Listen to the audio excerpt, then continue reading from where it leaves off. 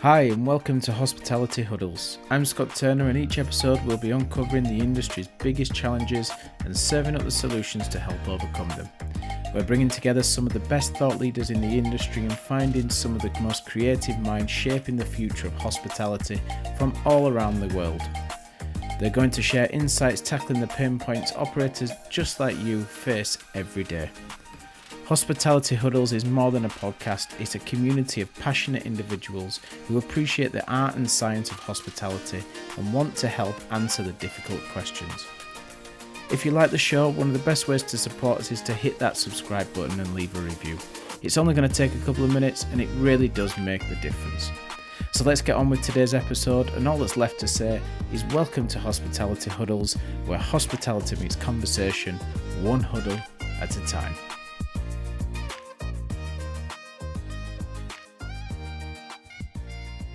Hello and welcome to another episode of Hospitality Huddles, and this one I am really excited for because I'm happy to welcome Christian J Fischer onto the show. Christian, thank you very much for taking the time and coming on. Yeah, no, thanks for having me. I was looking forward to this conversation based on our last conversation. So I'm really excited about this. For sure. And myself and Christian were on Monty Silver's show, Restaurant Success Club, which is just launched on Spotify, actually. So you'll be able to go and listen to that episode because it was really, really cool. So, Christian, we always start this show with the same question, which is, what does hospitality mean to you? So I would love to hear your answer and thoughts on this one. For me, it's actually really simple. Hospitality for me is not just doing the right thing, it's doing things right. And by doing things right, you take the extra attention to details, which makes a difference. And I believing there's a lot of hotels out there which doing the right thing, but they just don't do the basics right. Hot food, hot, cold food, cold. Yeah. Hello, thank you, please. And that's the way we roll. Yeah, we were just speaking about this off air, weren't we? About the details, and we're saying that sometimes they focus too much on trying to please everyone and end up pleasing no one. And it's probably something you've seen quite a bit through your career as well. I love that because that conversation we just had, they have an amazing brand, and for me, I happen to know the two owners. They doing just amazing human people. Love to hang out with them.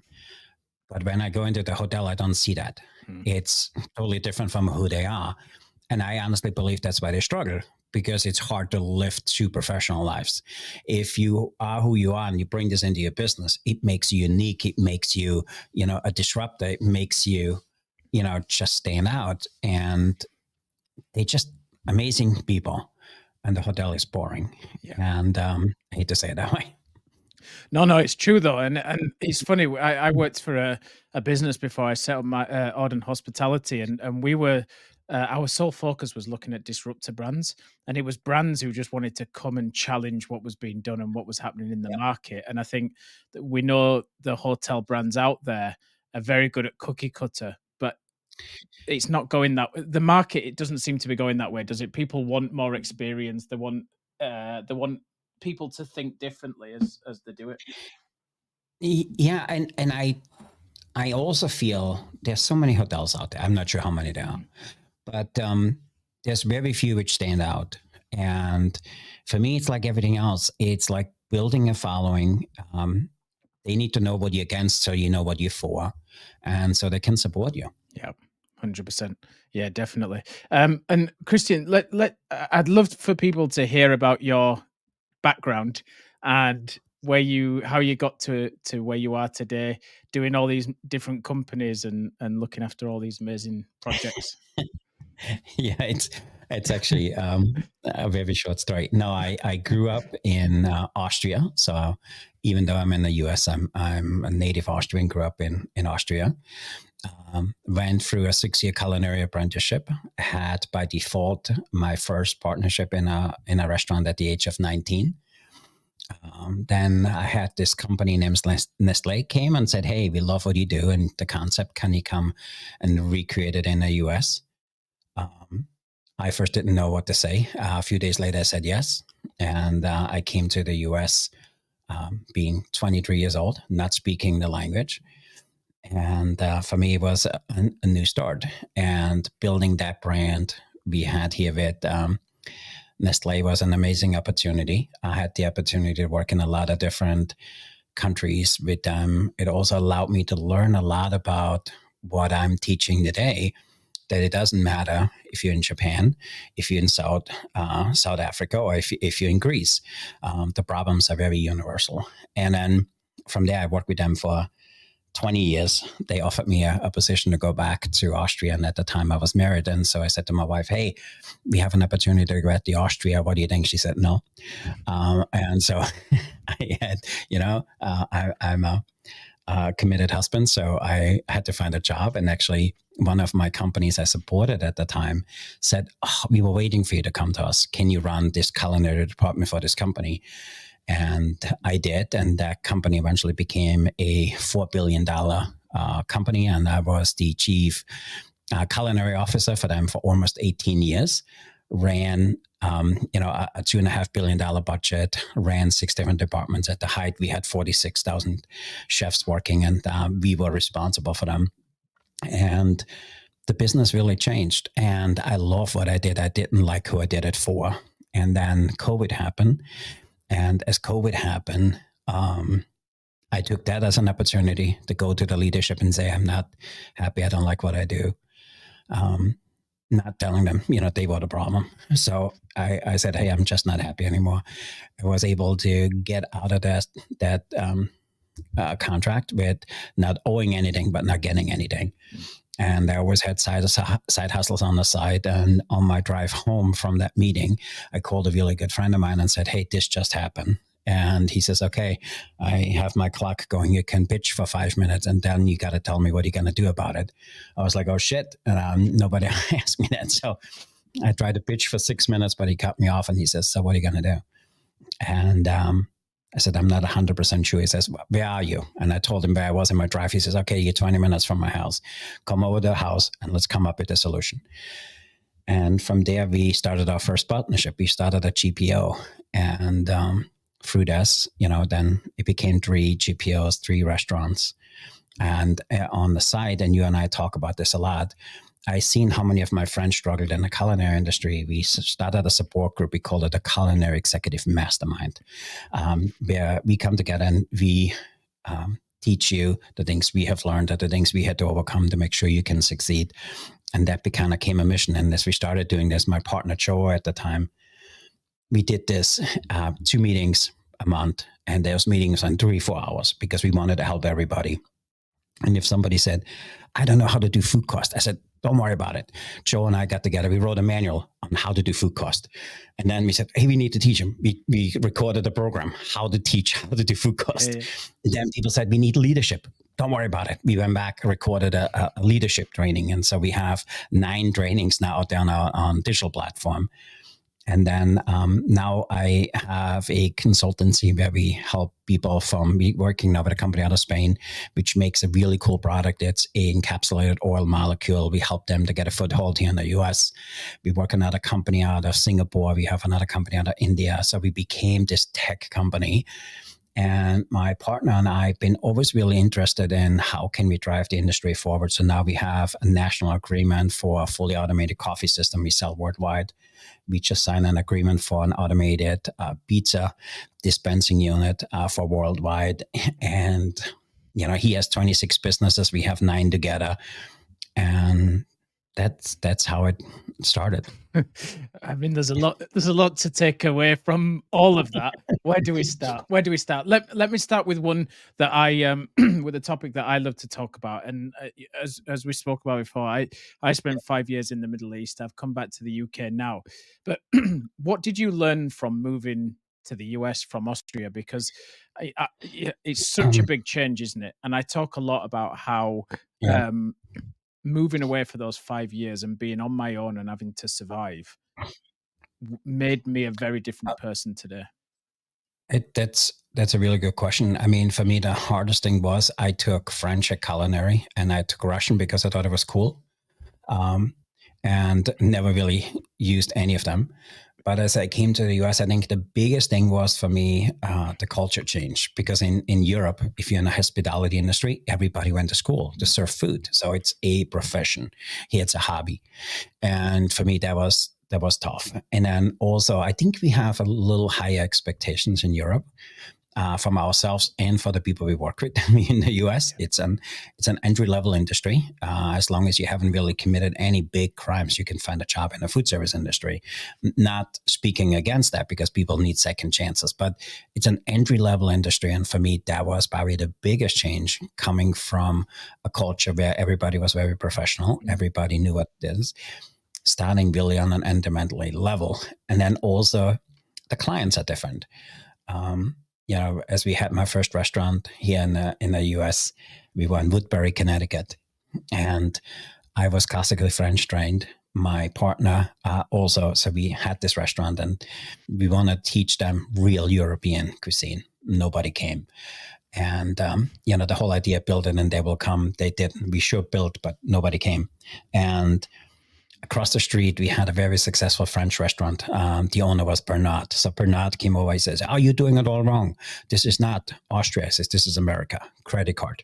It's like, "No, we don't want it. We want to do cash." We started taking credit cards, and everything changed. It's little change as that, And also, the market wasn't ready for our type of food. So we started out, because we were in New England, we called it the New England. So we took New England recipes and Europeanized it. If you think early 90s, Europeanizing, people was like, "Wow, this is amazing," And all we did, we added butter and we added cream. But for me, I think if you ask me what was the biggest change is, what do you expect from yourself and from your employee? Because it's a whole different labor market here than it was in Europe. Yeah, that's really interesting. I think you said something when you were right at the start, which was the problems that we're facing right now are global, are the Mm-hmm. same globally across. And I would agree with that. And I think it's funny when I speak to clients across various different continents, everyone always talks about the same things and then says, "But have you worked in the market?" And my response to them always is, "Doesn't matter. I can come and learn about the culture and the nuances because the problems need to be solved exactly the same way." And I think that's what Mm-hmm. I've found working across 12, I think 12, 14 different countries now Yep. is the way we serve food and beverage is the same. Sometimes you have to find the nuances that help you achieve what you want to achieve. But that's such a good story to kind of back up that theory. I love that. And it's so true. I mean, we still, calling it that the problem doesn't change. It changes names and faces. But the problem is the same. It doesn't matter where you go. Yeah. And if we look at like the modern kind of landscape, obviously talent has taken a hit over COVID. We've lost lots of people from the Yeah. industry. What are some of the things that you're seeing as the biggest challenges with chefs that you're mentoring and working with on a regular basis?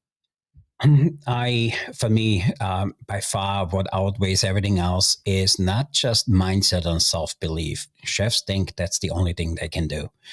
They really don't believe that what you do on a daily basis running a kitchen, you're an accountant, you're the HR guy, Mm. you in the walk-in, you are the psychiatrist, you're the mentor, you're the coach, you're the teacher, sometimes you're the big brother, sometimes you're the big, anything else. So for me, all of that is the same, but nobody knows that there's transferable skills what you do. And for me, COVID was really a really big reason because it exposed that. And a really good friend of mine has a landscaping business, and he says, I can't find people. And I said, "Hey, if you don't mind, I have some really good friends. They in the culinary industry, but I think they would love the work."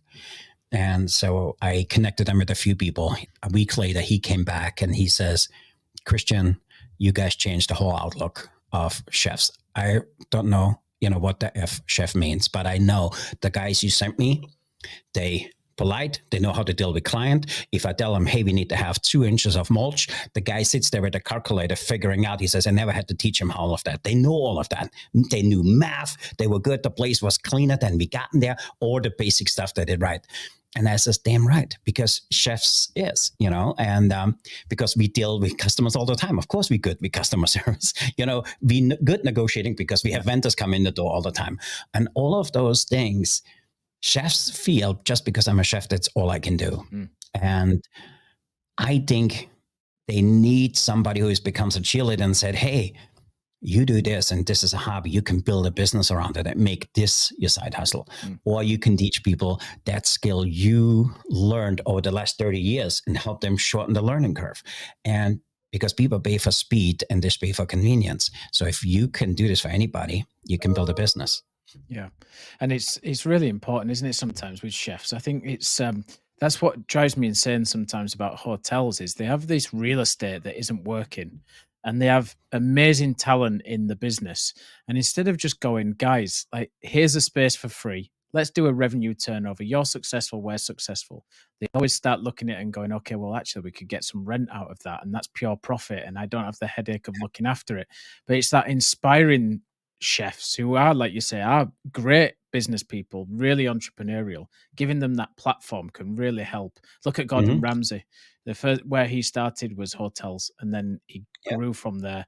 And there's many other chefs that have gone by it the same, isn't there? So there's a huge opportunity to give these guys a chance. I absolutely agree. And for me, I said it's really simple. If you want to elevate your food in a hotel, you need to do three things. You need to make sure you have a chef who buys into your vision. And the second thing is you need to make sure that you awaken that entrepreneurial spirit. Because if you sit there and say, hey, Scott, you're my chef, I believe in you, your work is amazing. How about, can we make it scalable? If you help me do this, I give you 15% of the business. Yeah. You will have a totally different employee than you do as an employee. And I honestly feel a lot more hotels need to let the chefs take the reign. Not just because I'm a chef, because I think chefs bring a whole new perspective to the table. And then also, some of the hotels I go to, they hire chefs for a fraction of the cost what that guy should actually be paid. Yeah. If you pay them a fair wage, they will knock it out of the park for you. And for me, there's a lot of great hotels I go to, and at the height, I traveled 180 days a year. It was a great experience. And when you went into the F&B, it was just a real disappointment. And for me, I would say this: if you go to a hotel, do three things. Number one, go and check in, and you go check in not with the person with the biggest smile. You go to the other person, because if they are able to do it, if they have a bad day or not. The second thing is you go into your room. And then the final thing is you go to the F&B, because for me, if you have a meal, the meal needs to become the confirmation of what the hotel stands for. Yeah, it's 100%. We always looked at, when I was running hotel operations, we always looked at breakfast as the big chance to say goodbye. Exactly what you're saying. It was always our way to go. The last thing they're going to have of a real service experience in the hotel is going to be how well we look after them at breakfast. Let's make sure it's on point every time. And I think that's definitely a great example of that and how it does it. And in terms of the disruptive chef, what does being disruptive mean to you? Like what is disruptive, and what's a disruptive chef? Because everyone's probably sitting there going, thinking back to Gordon Ramsay again, and no, that's not a disruptive chef. That's an arsehole. It's a whole different disruption. No, for me, it was, we want to disrupt the thinking of the chef. Yeah. We want to disrupt not just what they think about, is who they hang out with, because there's a very simple formula for success, and that is hang out with smarter people than you do. Yeah. Because if you do, you have different conversations. If you have different conversations, you start thinking different. If you think different, you will act different. If you act different, you will have different outcomes, because the actions will reflect that. And if you have different outcomes, you're totally different where you are. Yeah. And I also realized that most of the chefs are one skill, one connection, and one phone call away for have a total different life, not just in the culinary side, overall in their careers. And for me, the disruptive side is we want to disrupt how chefs think. So in our podcast, we bring people from a motivational speaker to somebody who, gets paid $100,000 to spend an hour, on the stage, because I honestly feel chefs need to become better storytellers. Yeah. And then you and I talked about a book. So we also teach him then on the side. For me, is to do a book, because I honestly feel every chef should have a book. Every restaurant should have a book. Every hotel should have a book. Because how great would it be if I check into a 5-star hotel, have an amazing experience, and when I leave, they said, hey, we are here to build memories. We are architects of memories, and we want you to remember us. Here, there's a little gift of who we are as an organization, and I think that could go a really long way. So off air, I talked to you about chef I'm working with at the minute, Chef Smoking Mhm. from Home is on Donkeys, who not wants to have a book. He does want to have a book, but should have a book. And I wanted to chat to you about that. But what I really wanted Yeah. to chat to is I work with lots of clients every single day, and we do lots of menu development Mhm. every single week. And I was gonna go on this podcast today and say to you, Auden Hospitality should have a book. So let's Yep. talk me through the process of what I can do to get those recipes on paper. That means every time I go see a client, I can leave them with a book to go. Uh, So That's our it's magic. so that's a really good. So for me, that journey became I wrote 14 books with Nestle and for some other Yeah. companies. And my wife always said, "Hey, if you write book, when is your first book coming out?" I was like, "Damn, I need to write a book." And then I started writing for The Love of Austria, which was my love letter back home to Austria. And I said, I want to do it all on my own. So I'm a systems guy. I like systems. And then I looked who was the most successful people out there and what did they do. And then for me, I learned that the way we consume books today is different than we did 20 years ago. So if I would be that chef, I would tell him it's really simple. You need to get out of your head, because I think it's Tony Robbins who says when you're in your head, you're dead. Mm. I honestly believe a lot of chefs think writing a book, they need to write a 600-page book. Those days are over. You need to write a book, not the book. The D book could come. And so I wrote my first book, and they had so many hurdles, so many mistakes I made. And I was like, there must be an easier way. And I always learned, if you overcome or if you have a challenge, what do you learn from it? And it's for me simple. What do I learn from it? What can I teach about it? And who needs to know about it? And so that for me was like, maybe I could create a system. And then I wrote my second book. I was like, oh, okay, I can tweak this. And I made a system. And then a friend of mine came and says, how the F do you have 3 books? I was like, oh, I do this and this. He says, can you teach me? Damn right I can. So we did. And then we had this group of 8 people. And then, we had a group of 400 people. And at the time, we didn't charge for it. And so what I realized was that people did an awesome job doing it. Not all of them followed through. A good friend of mine said, Christian, it's really simple. If people don't pay, they don't pay attention. Because if you go, he says, have you been to a Tony Robbins event? I said, yes. I said, it cost me $15,000. He says, when I sit there, you damn right that I will take notes. I was like, never thought about it. We did our first paid event, and we only had 8 people come to that.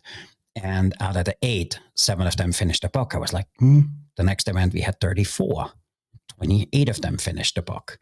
And it kind of, there's some truth to that, because people paid attention to that. And then we tweaked it. And then for me, that was about the second role was the most amazing one, because we have one guy said, I don't want to write a book to be famous. I want to write a book because my mother-in-law has an amazing restaurant. I want to keep her legacy alive. Super humbling. Yeah. He had no recipes, no pictures, no nothing. On day 52, the book was for sale on Amazon. And then we had somebody else who came and said, I want to write this book. And it was like, no. What you just said is 9 books, not 1 book. He says, okay, teach me how to write 1. He wrote 4. And so we have now this time frame. We call it, we can teach you how to write a book in 8 weeks or less. And we break it down. There's 8 simple steps to get a book done. Every week you do 1 step. And if you can commit to do an hour writing a day, you can get a book done. Most of the chefs have all their recipes done. They just need food photography. So we teach this thing, food photography. And my calendar is quite full. But every time I do the program, I ask the group, come in, hey, I want to show you that I can do this too. So what should I write about? And the last one was where somebody says, oh, I love drinking great cocktails. You're not supposed to drink and drive. Can you make a book writing about dressings? I was like, damn right. So I took America's 60 most popular bar drinks and made dressings out of it. So in the book, I have the cocktail and the dressing. And I do this every time we do a course. I write a book with them, because if I can do it, they can do it. And English is my second language. If I can do it, they can do it. And then we have a step-by-step process on how to get it done. And I think there's 3 things that hold people back from finishing work. Number 1 is they make it just too complex. Complexity is the enemy of execution. Number two is they're not 100% clear what the book is being used for. Because Scott, when you write your book, it's going to be different than what it's mine or your chef friend. Yeah.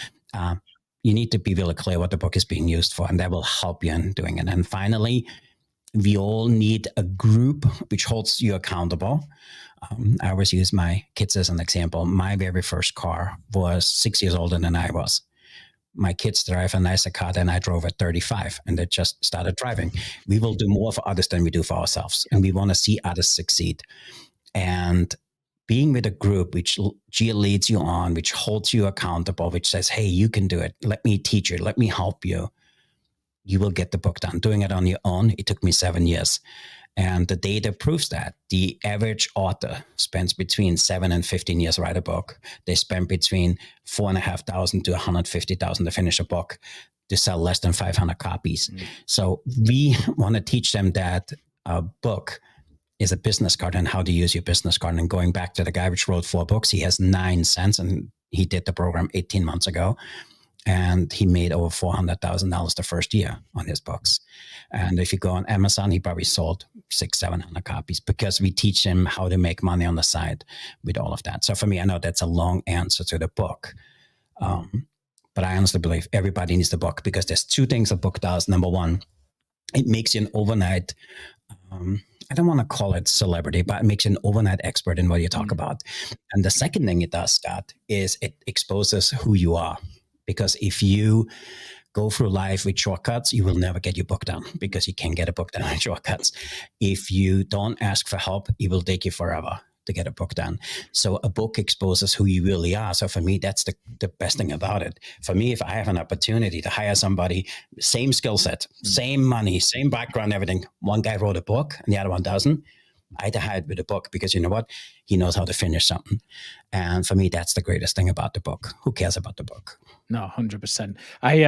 It's funny we're talking about this today, because yesterday a good friend of mine, a chef called Mark Greenaway, he has a book that he released years ago called Perceptions, and he's just finished writing his second book, which honestly, it's beautiful. Like, it's beautiful, but I think it's taken him about 1.5, 2 years to write. And when I saw the post yesterday on LinkedIn, I immediately thought of you, because I was like, actually, I know a guy who could have streamlined that process for you. But like, if a chef's sitting there now thinking, okay, writing a book, it must be really expensive, I'm going to have to pay a fortune for food to photographers, etc., etc., etc. How does that work with you, and what would you say?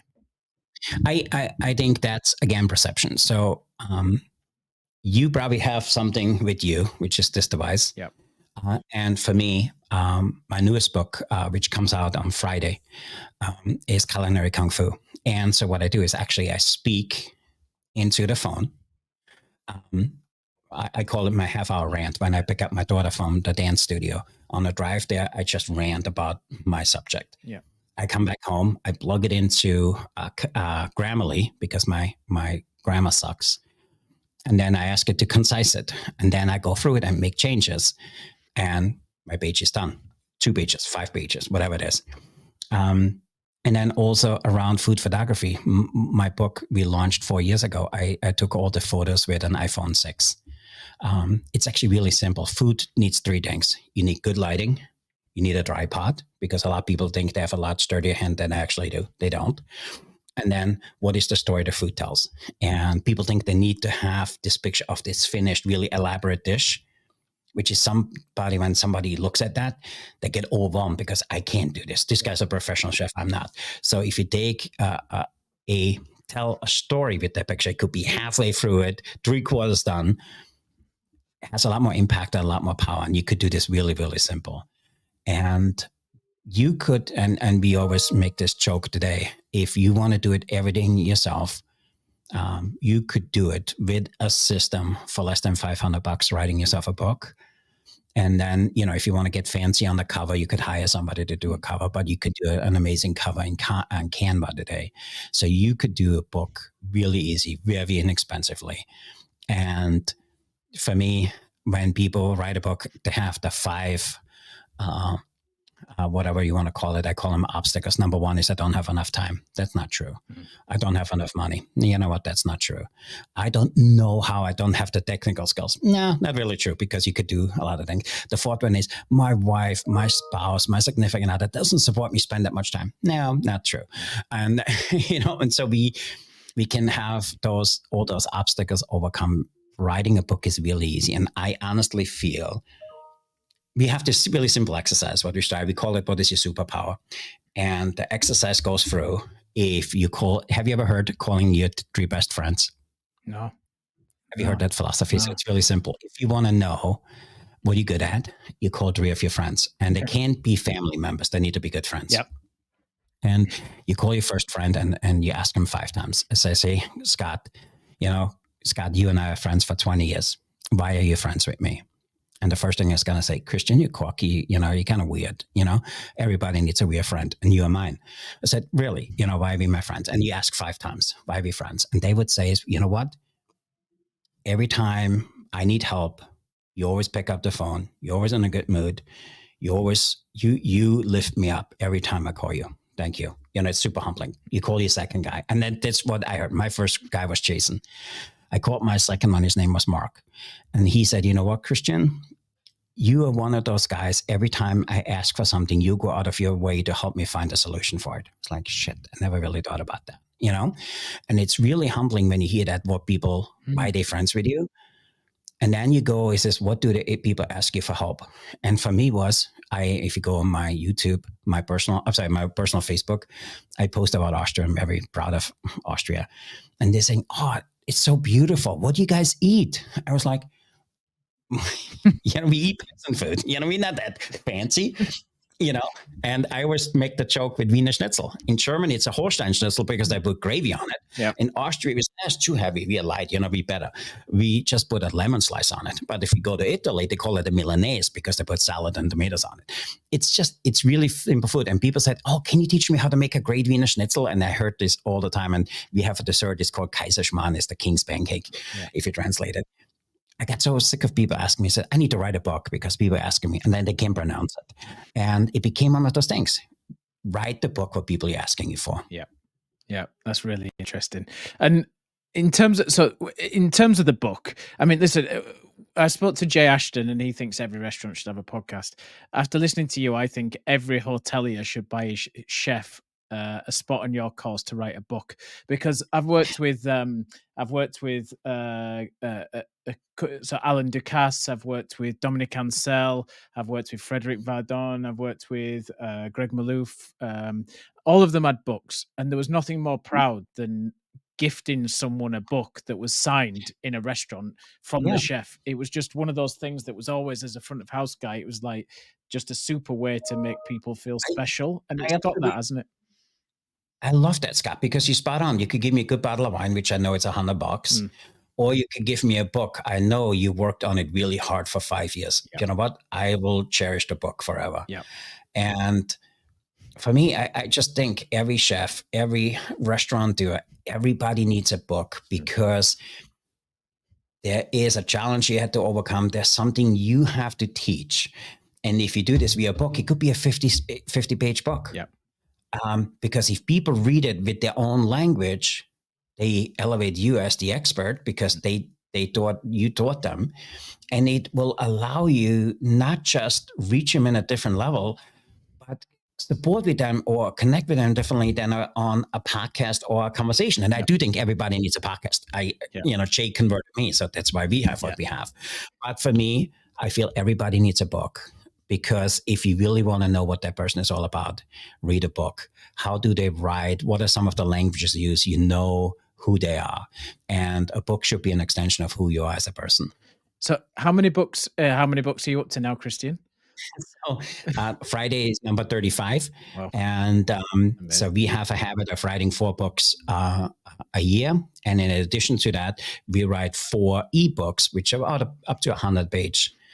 Every month.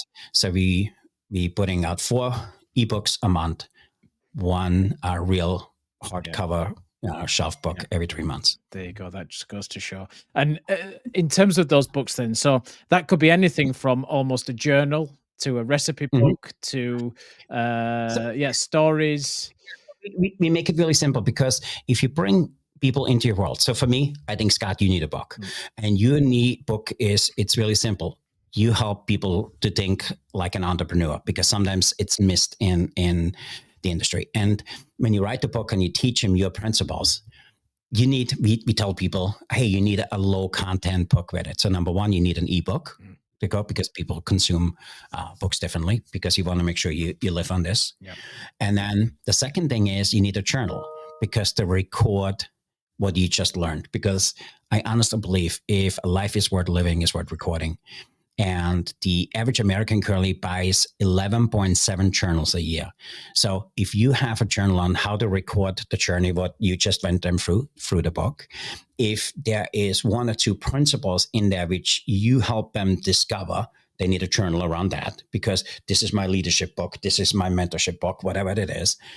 So what we teach is not just write a book, how to build a business around it. And I used the example of one of our students who wrote a barbecue book.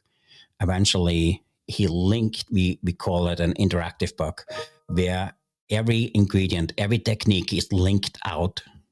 So he gets affiliate money back. Amazing. He takes that book and he licenses to big companies with sauces, rubs, spices, equipment. And then he takes the book, and he happens to be from New Jersey.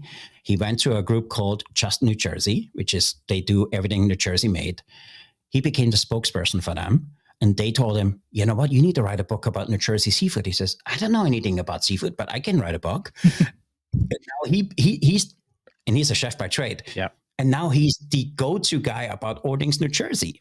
And he's constantly on TV. He's always being interviewed as the New Jersey guy. He says, I had to move back into the state because I lived in Pennsylvania for a while. It was cheaper, but it can be the Jersey guy living in Pennsylvania.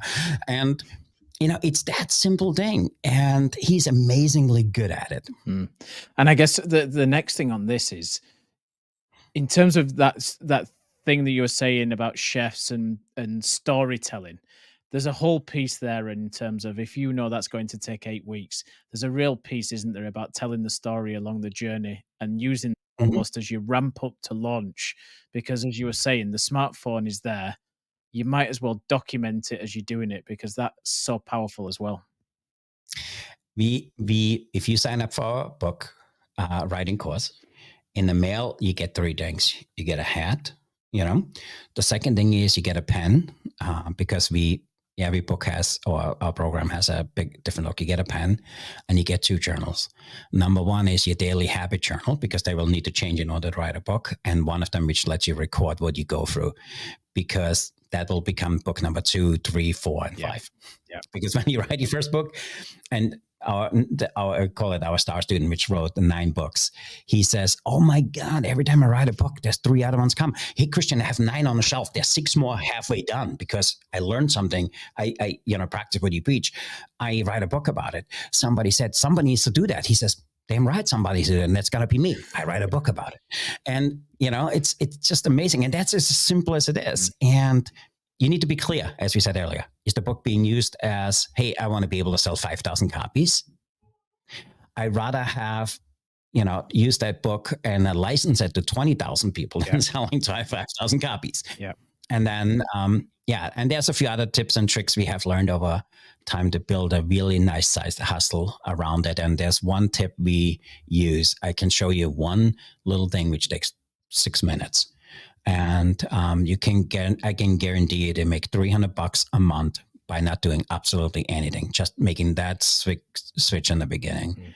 And those are things we learned. And the reason we can tout that is because we do it all the time. And also, so the other thing is what we do. The reason I go through to the book with my group, things change so fast. So there's so many new tools. People talking about AI. I don't think you can use AI at this point to write a book, because it's not you. It can help you with an outline, absolutely, but the book needs to be run by you. But so we use the latest tools, tips, and tricks, and all the stuff which is out there. Some of that I think is absolutely phenomenal. Some of them is garbage. And we do it because when we do this, if there's something new coming out, we re-record that section, because we have 3 different ways in our program.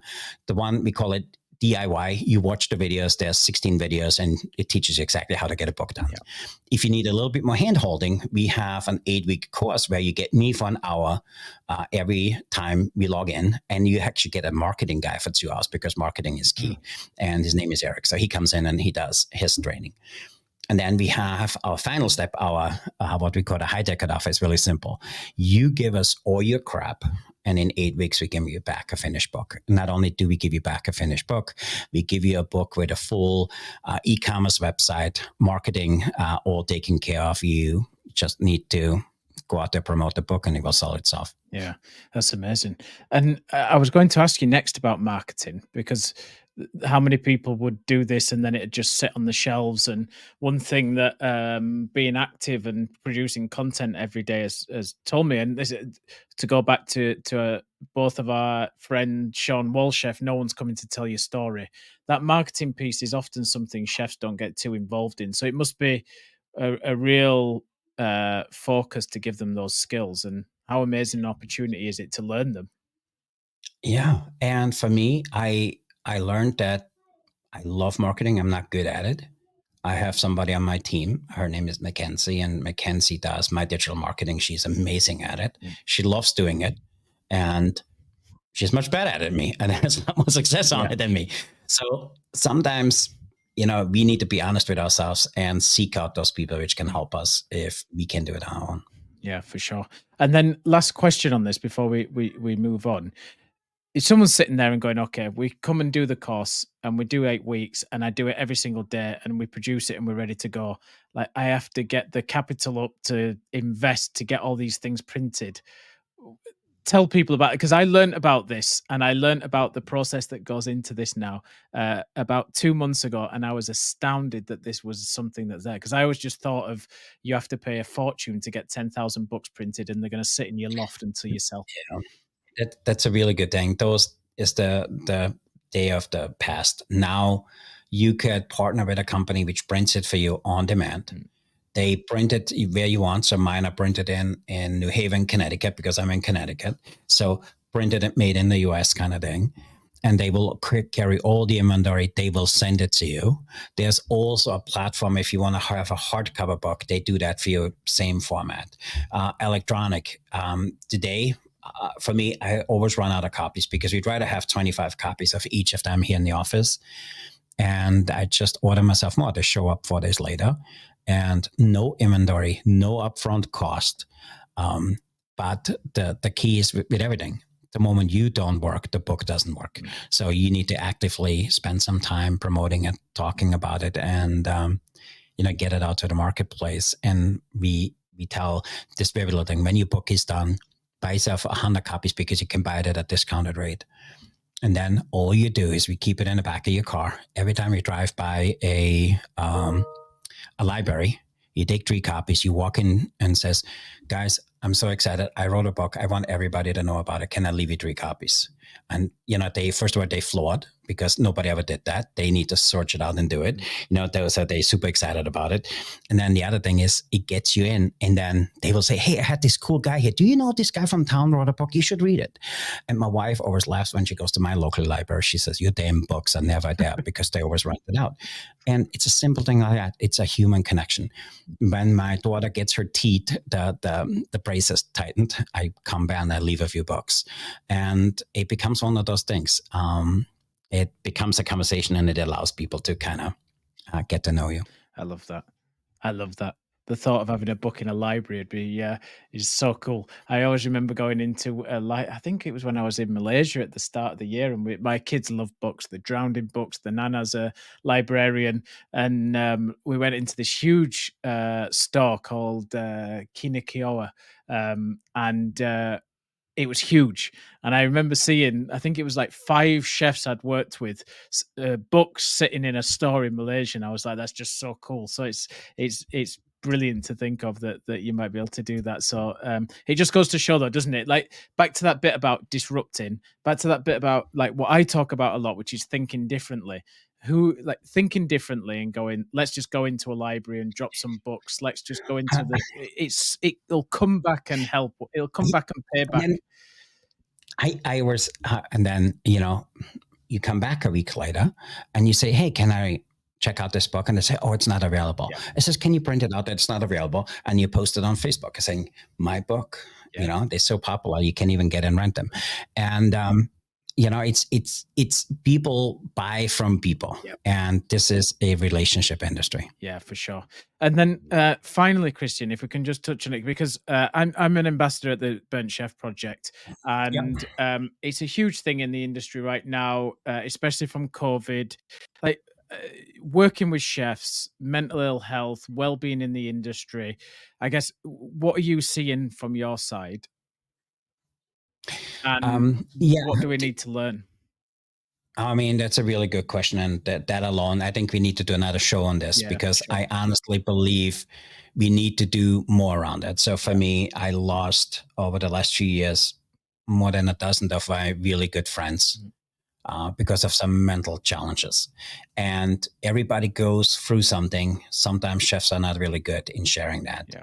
So we created what we call, our nonprofit is the Culinary Leadership Academy, where we teach chefs leadership skills, because I honestly believe if I can't get myself to ask for help, I'm not a good leader. Yeah. If I can get myself to, not drink, 2 bottles of wine after every service because then it's normal, that's not leadership. And, for me, leadership is looking out for the people, to the left of you and to the right of you. And leadership is also to look out for you and the people you have, in your immediate circle. So for me, that's huge. And we have our, this mastermind we're still hosting. If there's a chef who just got laid off, if there's a chef who had to close his restaurant, we give you a membership for free for 6 months, because you need to start thinking different. You need to hang out with different people. Yep. And for me, we give back wherever we can. We have a website called Chefs Helping Chefs. We have about 52,000 people in there. And just, we all need somebody who sees in us what we don't see in ourselves. And that all starts with a conversation, because in conversation you create. That's my little create back there. And you can't change a circumstance or something. Things happen to all of us. The way I react and how I get out of it makes the difference. And for me, at one point I was in a really severe car accident, in coma for 10 days, had to learn to walk and talk again. And I was offered to retire at 18. I said, I can retire. And none of that what I have today would be if I were given up. Yep. And we all have to look outside ourselves and find some support. And for me, it's my family, and I have internationally adopted children. They're absolutely amazing. And for me, that's my support. But around chefs just need to reach out and ask for help, and it's okay to ask for help. And a lot of chefs feel there's weakness in asking for help, and it's absolutely not true. No, I agree with that. I joined the Burnt Chef Project for a very similar reason. I was in my last organization probably for 6 months too long, and I didn't realize how much it was having an impact until I left. And I kept everything quiet and all the rest of it. And I always remember one day we were doing something in my son's bedroom. I've got two sons, and we were doing something in his bedroom, and I started laughing. My wife just looked at me and smiled. And I looked at her, I said, Why are you smiling?" She said, "You're back." I said, Wow. I don't understand what you mean." She went, "2 months ago, you would have shouted at him for what he's just done now, Yeah, and you smiled." She went, "You're back." And that's that amazing. was the bit where I looked at that, and I sat with her after, and she told me all about it. My wife is an amazing human being, but sometimes she can leave me to my own devices because she knows at some point I'll Mhm. click and I'll come out. So in a way, that's great. In another way, sometimes you need to kick up the arse. And we were talking about it after, and I said to her, I was like, "Do you know what? If this happens to me as a COO of an organization that had a $200 million investment fund, Mhm. 16 brands, 85 restaurants across 4 countries, it can happen to a guy low down in the ranks. And Totally. if I come out of this and don't do something with that experience that's going to make it a better place for others to say it's not okay, then Mhm. I've just wasted the last 6 months of everyone being in pain and upset. And I think that back to your point about people not saying it's okay, I'm from that generation as well, where it's not to be okay, but I now realize that that's not the case. And I think the more we can give people the safe, the open, respectful environments where they can go to someone and say, listen, this just isn't right, it's going to make the industry a more sustainable place, isn't it? I love that. And I'm a big fan of the Burn Chef Project. More people need to check it out. So if any of our listeners here haven't done so, you need to check it out. And for me, it goes back really even to the principles from some of the companies. A lot of people talking about, people are my greatest asset. But when you peel it all back, it's just a marketing ploy. It's not really the way it is. Yeah. And so we need to expose this a little bit, because I think that's the dark underbelly of our industry. Yeah. But we also need to be there to reach out and say, hey, I have a good friend of mine, something dramatic happened in his restaurant. And he said, I just need to lay low. And I called him the other day. Okay, it's been 3 months. Stop laying low. What are we going to do? And, we had this conversation, and some days I just sat with him. I didn't say a word. I was just there. And before Easter, I reached out to him and said, hey, what's going on? And he comes back and he says, there's a lot of people talking about, hey, if you need anything, just tell me what you need. And he says, but with you, it was different. At first, you kind of texted me every 2 days. I felt guilty I didn't get back. Then I got annoyed because you texted me every 2 days. And then there was a point, the only texts I got were yours. And for me, and the conversation with him was, he says, Christian, for me, it showed that you, the guy, what really cared.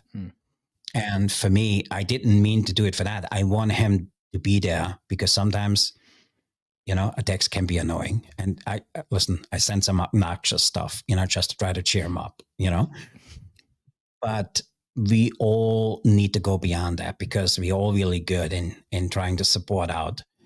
And when that dies off, what is there? And I think that's where the change happens, because that's where the people are struggling the most. So you need to be there when everybody else kind of turned away, because they didn't think you wanted to hear from them or you were okay. And, we were laughing about it on Friday, because he says, those effing texts. I was annoyed, I was pissed off. And then I see you post Facebook things, and you do such amazing things. Look what just happened to me. And just being there as support. And we all need somebody who sees in us what we don't see in ourselves, because I think that's what the industry really needs. And the Burn Chef Project absolutely exposes that. Yeah, for sure. And I think that's a really good story, and it really prompts a few things for me, because sometimes I get frustrated when the industry focuses on mental ill health, just because it seems like it's a bit of a fad at the minute. It's being talked about by entrepreneurs, and Stephen Bartlett talks about it a lot.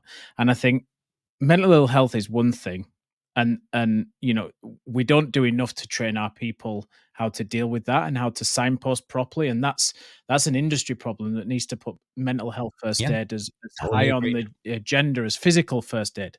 But it's back to that piece on which I prefer talking about, and me and Chris Hall have a conversation around this a lot, which is well-being. And if you really look at well-being, strip that back, and it's about showing you care. Because if you show you care, then the well-being bit will take over. And I always laugh at people now when they talk about, you shouldn't be working 70, 80 hours anymore and stuff like that. I used to love working 70, 80 hours. I used to love it, because it was, I was so obsessed with what I was doing. I love working in this industry. I love traveling. I love doing all of those things. And I never felt bad about that. But you know what? I worked for one GM, and every 3 months she would see how hard you'd been working, and she'd say, go to Paris and stay in one of our hotels for a few days and take your wife with you, because you need to switch off. And we'd go there, and we'd be treated like absolute kings. And there was one time we went there, we ate tasting menu in Alain Ducasse one night. We ate the tasting menu in Yannick Anelot's restaurant the next night. And the third night, they wanted us to go out for dinner. I was like, I'm stuffed. I've just had 22 courses in 2 days. But that whole bit about where even that was 2012, and she realized you work hard and you push yourself to the boundaries, but you need to switch off. And I think that's what makes me laugh when people talk about long hours. I love that, because there's a lot of people which talk about it, but none of them do it. And working for somebody who actually does it and is okay with it, I think is amazing, because I see it all the time. And especially in our industry, people are my greatest asset. And then you go, for me, I was looking at kitchens. If they have equipment held together with duct tape, you're not really living what you're saying. Yep. And it's as simple as that. And for me, I love what you said, because we need that. And I think sometimes it takes for us to go through that in order to see it in others. And for me, Right. being in, after, I had 3 accidents, all of them pretty dramatic. And it just, I learned this stupid little saying, which goes, when you change the way you look at things, the things you look at change. And if somebody yells at you, and I said this to my friend the other day, and I said, I offered you to be here. If you need to yell, I'm here for you, because I know it's not you, it's the circumstance. Yeah. And we just need to provide that space for people to feel safe to do that. And for me, I know him kind of shutting down, that's not who he is, because, I know him for 25 years. But having that to him, by the way, he had very little control over it. And, he is currently at the place I should have headquartered. I should have been the one. The buck stops with me. It was my mistake.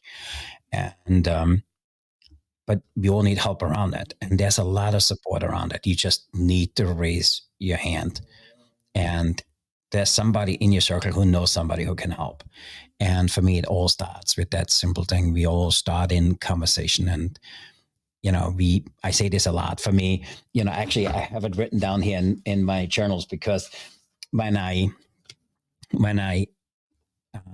have conversations, and this is my daily reminder, this is why I write it down every single day.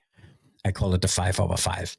And every day for 5 days, I reach out to 5 new people, which I have, hey, I read this about you. This is amazing. Hopefully someday we can have a conversation.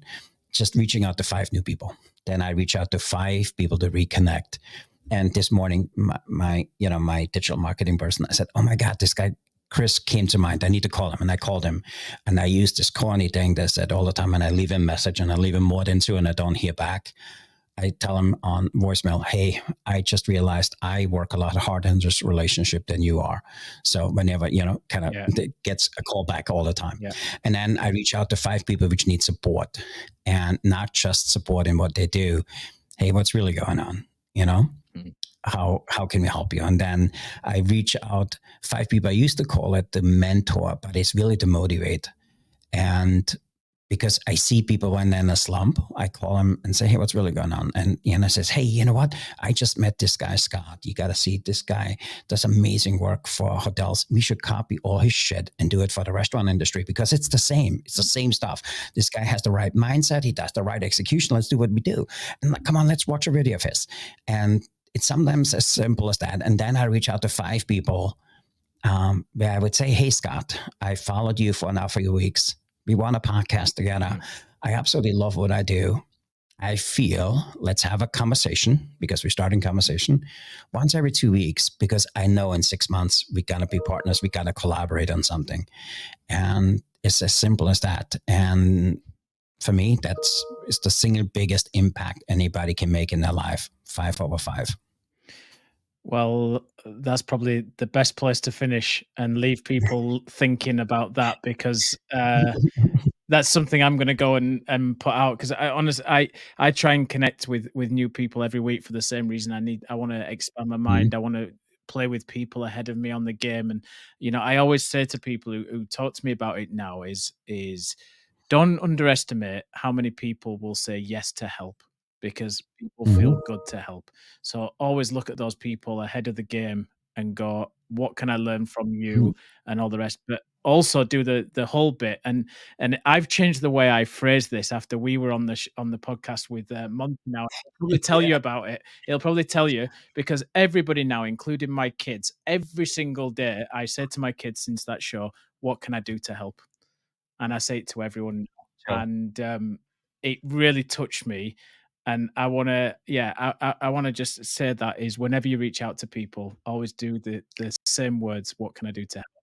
It's powerful. So I really, really appreciate being on that show with you to have learned that. No, same here. And for me, I think that's the difference. What you just said, there's so much amazing stuff we hear. How often do we actually act on it? And for me, I try to make it a daily habit. I saw that my 3 things. What did I learn? What do I need to share, and who needs to know about this person? And we need to do more, because some of that conversations we had, we implemented already. Some of the things. So we actually started a show with Monte where we're talking about this.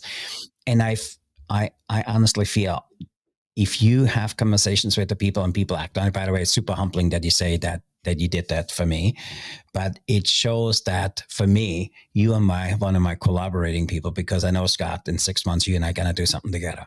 Yep. And for me, if you learn some really cool new stuff, you need to act on it. Because that's the difference from, I call it dreamers and doers. Because you can talk really good on a game, but actually following up on it and having the guts to say, hey, that little thing you said, I do this every day, and it humbles me. And we need more of that. So I really appreciate you, Scott, for who you are, what you do for the industry, and thanks for having me on today. No, my absolute pleasure. And I'm going to make a commitment right here, written in stone, and on this podcast, that we're going to write. I'm going to do a book, and I'm going to follow your process, and we're going to bring it out, and we're going to collaborate there. So thanks, Christian. Really appreciate it. As always, it's really humbling, and I'm so appreciative to get your time. I know you're very busy. For those people who want to reach out and write the book and be one of those people that does not dreams, how can people get hold of you? So the simplest thing is just go to christianjfischer.com. We just finished our new website. Everything lives there. And if you don't find what you need, there's a support button on it. Call us, or just DM me and say, Christian, hey, I want to know about our book program is called the Premier Hospitality Publishing Company. So you want to know more about that. We have a program coming up in a few weeks, and it would be my honor to have you as one of our guests on that, Scott. It would be great to write a book with you. Awesome. Christian, thank you very much, and really appreciate it. Yeah, same here. Thanks a lot. Thank you for listening to Hospitality Huddles. I really hope that you enjoyed this week's episode. And if you did, please leave a review wherever you might listen to your podcasts. It really helps the show, and it's only going to take a couple of minutes. If you don't want to miss a future episode, make sure you hit that subscribe button to get it into your feed as soon as each episode is released. Hospitality Huddles is brought to you by Auden Hospitality, helping hoteliers to think differently to create F&B outlets that their guests will love. Learn more about how we help hotel operations every single day by visiting our website at audenhospitality.com. This has been Hospitality Huddles, where hospitality meets conversation, one huddle at a time. That's all for this week. We'll see you next time.